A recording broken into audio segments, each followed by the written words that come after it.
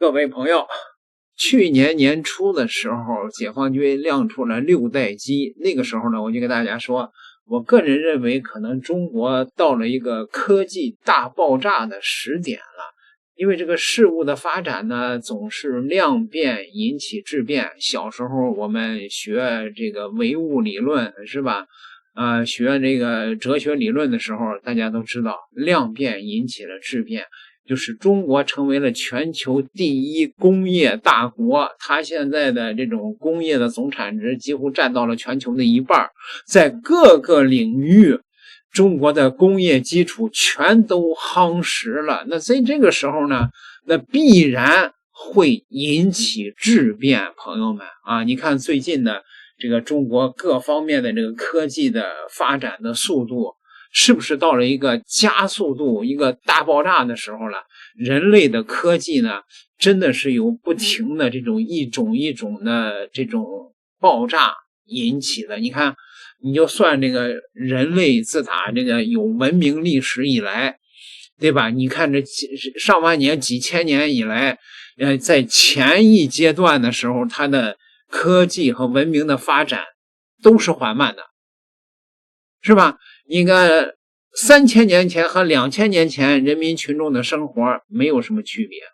那真正的人类的文明进入了一个加速时代的时候，是工业革命，200-300年前的工业革命。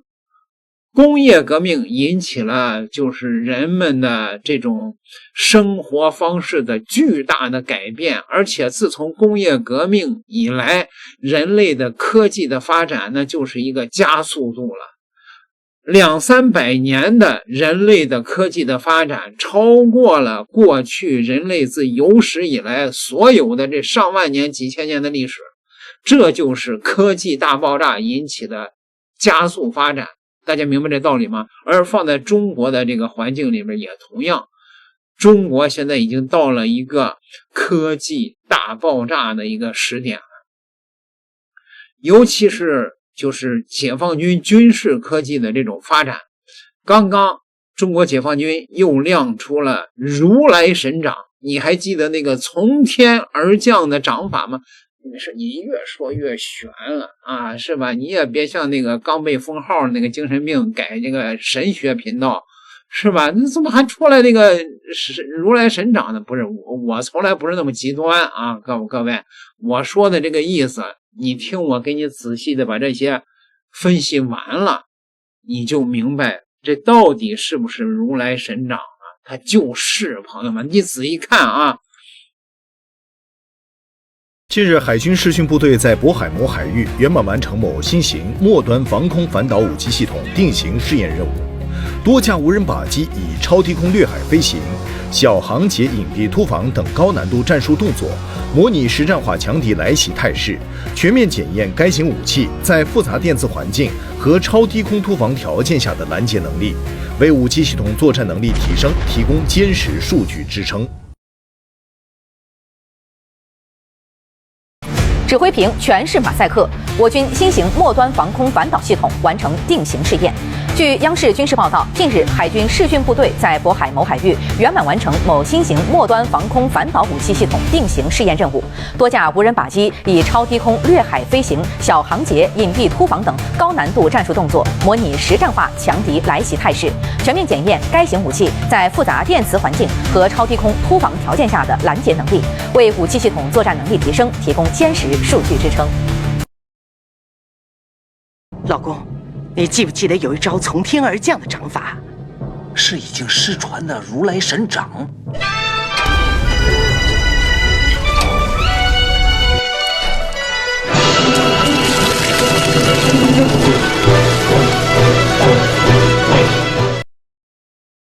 军迷朋友们，咱们跟着截图一步步揭秘这款新型防空反导系统。先看图一的大型碟形雷达，这可不是武器本身，而是试验测控设备，能精准追踪靶机和导弹轨迹。从这里能推测系统的制导精度绝对拉满，不然没必要配这么精密的保障装备。再看图二指挥室里的官兵操作画面，大家动作沉稳，数据实是如，说明系统的人机交互很成熟，不是还在摸索的新技术。大概率是在现有成熟平台上升级的新版本。重点看图3，导弹发射瞬间，灭焰集中且弹道笔直，没有激光武器的无声无焰，也没有电磁炮的高速弹丸轨迹，这明显是防空导弹的典型发射特征，直接排除激光和电磁炮的可能。接着看图4，导弹低空飞行的姿态，紧贴海面，追踪目标不偏沿，结合试验目标是超低空掠海打击，能推测它专门优化了抗海浪干扰和低空探测能力，就是针对反舰导弹的突防自体设计。最后看图5，靶机爆炸的画面，火球集中，毁伤彻底，这是导弹战斗部触发后的破片杀伤效果，可激光的烧蚀，电磁炮的穿透完全有头。综合这5张图能确定，它就是一款升级后的舰载末端防空导弹系，未来上舰后会成为军舰的最后一道铁防线。让我们再看一遍，各位看到了吗？这真的是一招从天而降的掌法，它是军舰搭载的，我个人估计啊，大概率的可能是属于海红旗系列的中国军舰上搭载的末端反导系统。瞧这个从天而降的这种轨迹，是不是如来神掌？我没夸张吧，朋友们？是不是如来神掌啊？这个武器呢，震惊了可以说是全世界的军事界。台湾的名嘴帅化民帅老将啊，说了这个解放军的发展现在呀，真是了不得呀。我先问一下呢，这个关于那个神秘武器，就被讲说呢，它有一个神秘武器，然后竟然有马赛克，那这个惊骇到怎么样呢？他在操作的时候，然后是不是在进行相关的一个导弹？然后说呢，操作的荧幕呢，根本就是一个马赛克。那在演练什么样的新武器呢？我们都不知道哦。然后很精准的去打击到对方。然后呢，其实美国中国大陆在研发武器的时候呢，它有的时候都会进行马赛克，因为呢还不能公诸于世啊。因为中国大陆这个对导弹科技的突飞猛进呢，那已经让全世界都很惊讶了。因为它现在超高音速飞弹已经破解了美国现有所有防空飞弹的拦截率大幅下降。那现在它可能还在搞这个的话，那可能在这个上面更进一步的话，那美国的航母就自然被逼退。这个所谓你常备管辖，美国常备管辖就是靠航母嘛。第二个，现在这种洲际飞弹也发生了，洲际飞弹已经可以打到美国本土了。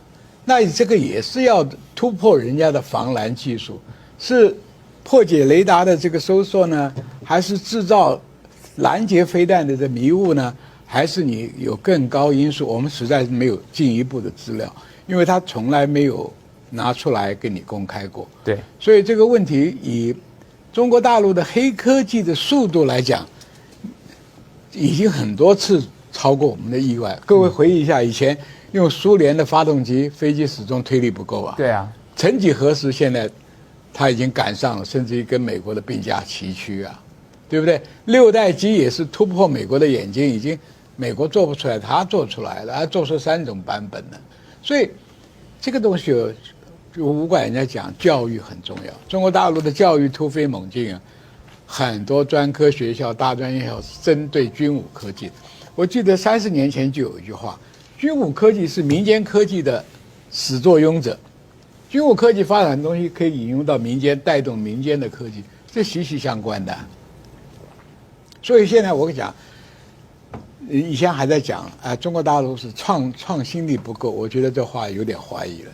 对，你在这个像 AI 啦这些东西、晶片的这些东西，你的创造力可能目前比不过美国，但是其他东西你能看还能这样看吗？看两国的军备竞赛，那中国的这个科技上的这个突破跟创新已经超过你美国的想象。美国以前的义勇兵到现在还是用弹道飞弹，对啊，最近美国才学会了滑跳，跟打水漂的方式来改良它的飞弹。美国现在最得意的那个暗鹰嘛，想要到中东去用，对，打伊朗用暗鹰呢，暗鹰只是距离还是不够大。你跟东风系列来比还差很远。东风41、东风对不对100、东风51。现在不要讲说高科技，连普通科技，美国现在也觉悟了，我也要造无人机啊。对，报价就7万美金了。那伊朗的无人机多少钱？乌克兰的多少钱？所以我就很感慨啊！我在陆总部当上校的时候，那个时候为了采购直升机啊，我还可以引进德国货 BO105，美国的 HD500，在龙潭在空中做一次表演对决，最后我们把它否定了。那个时候代表什么？我们买武器还有选择权嘛，对不对？在美国压迫我们最凶的时候 ，F104天天摔飞机的时候，好不容易还可以引进拉法叶跟幻象，撑过我们最艰苦那段时间。艰苦到什么程度？空军天天摔飞机。我靠 ！F104外号叫空中棺材。那个时候好不容易有勇气不买你美国武器，到法国买。今天我们政府有没有这个勇气啊？选项也不由你选，量也不由你选，价钱也不由你选。现在欧洲不敢得罪中国，问题在这儿。所以问题在这里，你知道？所以问题就是说，我今天讲，人家的军备竞赛在科技上，在投资上，在每年的国防预算上，你都没有办法跟他竞赛。美国同样的国防预算，中国大陆只要用它1/4到1/3的价钱就做出来同样品质的东西。你说你怎么比？对。所以你看到哈，这个我们刚才说呢，这个测试呢神秘的武器啊，说呢这个萤幕呢都是马赛克，那就是要测试什么呢？哈，某型末端防空反导武器具有拦截高速目标的能力，目前已经完成定型的测试，技术保密。为什么呢？对于这些重要的事情，当然要打马赛克啦。对，所以呢，因为美国也有攻击的飞弹。对啊。是，这就是要进行了相关的这个测试末端防空反导武器。其实这里边呢还有几个注意的点啊，我提醒大家注意，这个台湾的专家们都没看出来啊。